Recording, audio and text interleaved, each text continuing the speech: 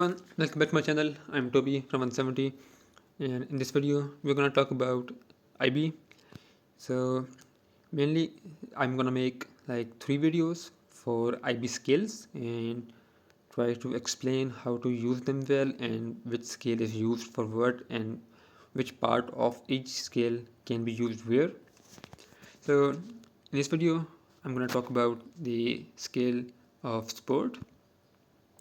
So one thing that you need to understand is that scales, if you are like a new player, obviously old players already know this thing. So these 3 skills, they work exactly the same way in both IB and IB regular and IB league. There is no difference. Skills mechanism and functioning are same. So first of all, we have the sports skill, which we are going to cover in this video. Personally, I have played and I can play and like adjust to all 3 of these skills. But I would recommend if you are not like a very casual player or more of a player who plays this game as a side interest or side hobby, then instead of trying to like master or learn the play style of all 3 skills, I recommend you focus on one of these skills and become its player, like the player of like of offense skill, fence or sports skill. If you want to become like all rounder for all 3 skills, that's also fine. It's up to your own time and like practice stuff. So when we talk about the sports skill, one thing that is really crucial and extremely important for this skill is that player's communication. So the top tier teams and mostly the teams who play IB League on the top level in top rankings, semi-finals and stuff, most of the time they will play in the voice channel or voice chat in either, mostly it's in Discord, but often people also make their voice channels in different places. That's up to them. So main thing is communication, and with communication it comes for this skill called quick occupy. So quick occupation, you need 1000 points to use this skill, and you can use this skill in approximately, let's say, I think 5 to 10 minutes after you enter the battlefield. It has a 10 minutes cooldown. So if you are using this skill immediately after you enter the battlefield, so in the whole match maximum time you can use this skill is 6, but since you don't have the 1000 points immediately after you enter battlefield, I would say that each person can use this skill approximately 4 to 5 times if they don't delay it. But that's completely like or out of the strategy point of view. You need to use this skill wisely and from a strategic point of view. When your team is ready to occupy a tower, don't waste it. So best way to do this, like use this skill, would be to put your march in the tower first.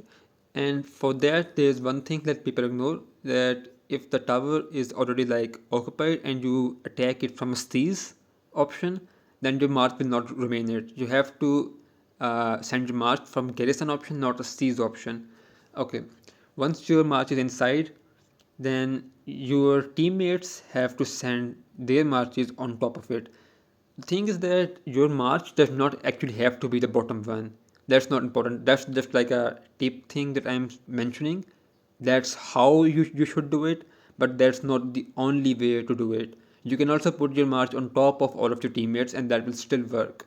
But that's not a wise option, because when someone will attack you, your march will get attacked first and it will be removed. Then this talent will be removed from the whole tower, and then it's not the best way to do it. So this skill actually like stacks the PTS. For 5 minutes increases your building occupation speed by 1 PTS. Can stack with bonuses of other alliance members up to maximum of 6 PTS. So let's say I put a march in the tower, that will increase our points speed by 1%. It will reduce the amount of time required to occupy the tower, and maximum you can stack it is 6 points.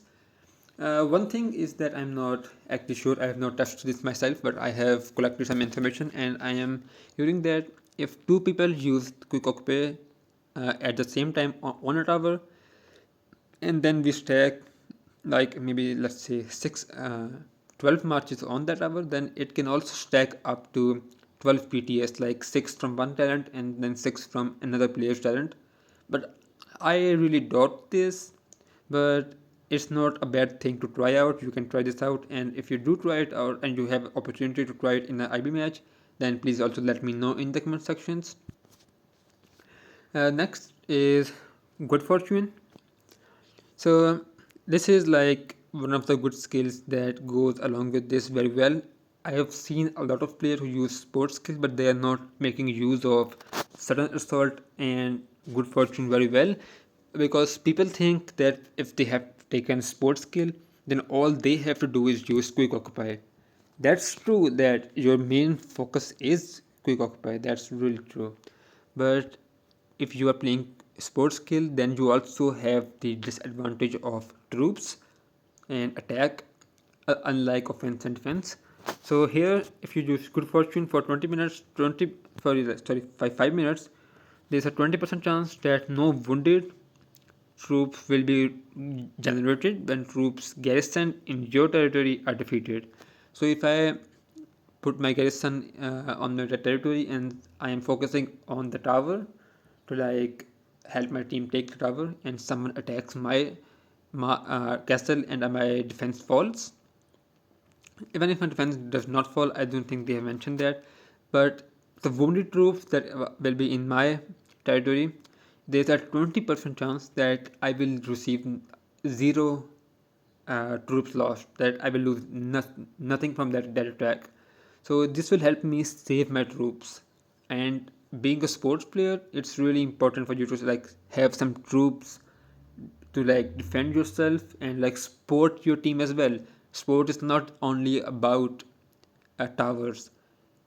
As a sports player, you also have the advantage. If you think about it, you have the advantage to actually send your marches to support your team in the rallies, because troop numbers don't actually matter when you are occupying a tower. So you can allocate your fourth or third march to like one troops, and you can send that march to occupy the tower, and you can still use your first or second march to join or start the rallies. I don't recommend starting the rally being a sports player, but you can join a rally. Next up, we have the sudden assault. Sudden assault is not a very widely used skill, and it's actually not easy to use either. It's a conditional type thing. You have to time it right. For 5 minutes, when you attack enemy troops in a building, 10% chance of reducing their occupation progress by 10 points whether you win or lose. Okay, so this skill is very uh, very useful skill, but people confuse it a little bit when they say like enemy troops in a building. I hear people talking about enemies relocations, but it's not actually about the relocation that is coming in, because delaying that relocation is going to be extremely hard in a IB league match where its time for reload is literally in a few seconds. But instead, this skill is actually for the tower, because they have also mentioned PTS, so people don't like realize this point here. So if enemy team has used sports skill to quick occupy the tower and you use sudden assault, then you can like counter that thing. Like if they are trying to occupy it faster and you send your four marches, if you send your like four marches to hit their tower, even if you don't have the troops in your marches, even if you like send empty marches, as it says, whether you win or lose, it will still have a 10% chance of reducing their occupation progress by 10 PTS, whether you win or lose. So let's say I send four marches, and on each of those four marches I get my 10% chance, so I can reduce their occupation time by 40 PTS. That's a really low percentage. I think they should like increase this 10% chance to at least 50%, so it can be more practically useful, because 10% is really low points. Next up, we have the ambush. Ambush, I would say that it is probably my favorite thing from this sport skill. I have used this skill a lot in the previous IB League, and I can say that I actually love this skill. So how it functions is that it has a 30 minutes cooldown. So most of the time you will only be able to use this skill one time in the whole IB match. But honestly, if you use this skill right and you can like know when you want to use it and where you want to go, this can be literally a game changer. You need 2000 points to use this skill, but its description is what's really important, is increasing marching speed of your next territory relocation by 80%. Cannot be stacked. When they say cannot be stacked, I tested this in a previous IB League match against, I think, Buns. So let's say I use this skill and I start a relocation on the enemy, but in case that enemy has blocked my relocation before it comes in, then my next relocation will not have this skill. It will be wasted. So sometimes that I take a risk to relocate from my home, like my spawn location, to enemy home towers. And I have noticed that people think that when I am relocating next to their castle, then they will often wait for you to arrive so they can destroy your castle. But here's another catch. It says and reduces your relocation construction time to 1 second. So when my relocation comes in to their side on their home tower from my spawn location, 80% faster relocation speed, they will be waiting to attack my relocation and destroy it to put me on 2 minutes cooldown from not being able to move from my home tower. But my relocation will finish in 1 second, so they will have no opportunity to stop me at that point.